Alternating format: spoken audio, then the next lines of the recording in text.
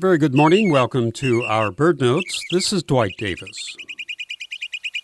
Let us consider today our three Mimids, or Mimids, those loquacious members of the order Mimidae, or Mimidae. We're talking here of the catbird, the mockingbird, and the brown thrasher. Mimics and singers all, related in vocal abilities and appearance. These are familiar birds, common in suburbia.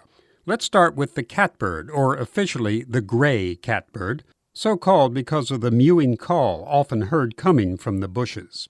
The catbird is the most retiring of this trio, skulking about with an occasional foray from one thicket to another. The slate-gray body with a black cap and rufous under the tail identify it. It actually doesn't mimic much, its call's more a mixture of squawks and squeaks. Of the catbird, apparently ill-favored in his time, Audubon made this observation. The vulgar name which this species bears has also served to bring it into some degree of contempt with persons not the best judges of the benefits it confers on the husbandman in the early spring, when with industrious care it cleanses his fruit trees of thousands of larvae and insects, which in a single day would destroy, while yet in the bud, far more of his fruit than the catbird would eat in a whole season. John James Audubon, with comments on the catbird. The gray and white mockingbird, or again properly the northern mockingbird, is the most conspicuous of this trio. It is also the most aggressive, known for diving on cats, dogs, or even humans, and it's the most musical. It seems to sing for the joy of singing, and has been compared favorably by some to the nightingale. Again, to reference Audubon, he maintained that to best appreciate its abilities, one has to hear it in Louisiana. I don't know why Louisiana, but Audubon may have been onto something. Other southern states have shown their affection for this bird by naming it their state bird: Arkansas, Florida, Mississippi, Tennessee, and Texas.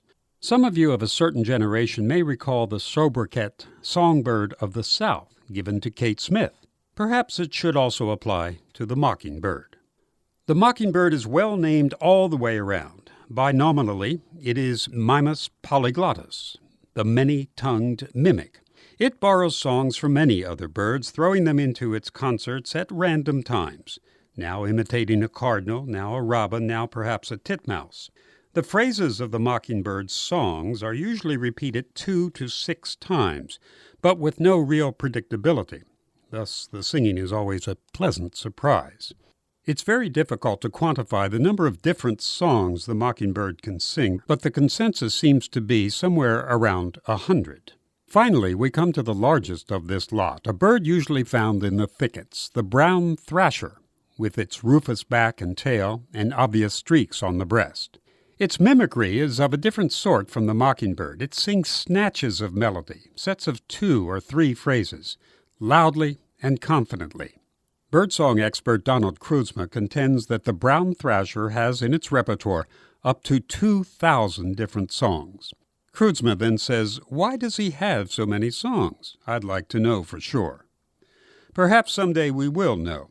In the meantime, listen for the male brown thrasher singing in the spring, usually high up in a tree. Listen as he rolls through his repertoire.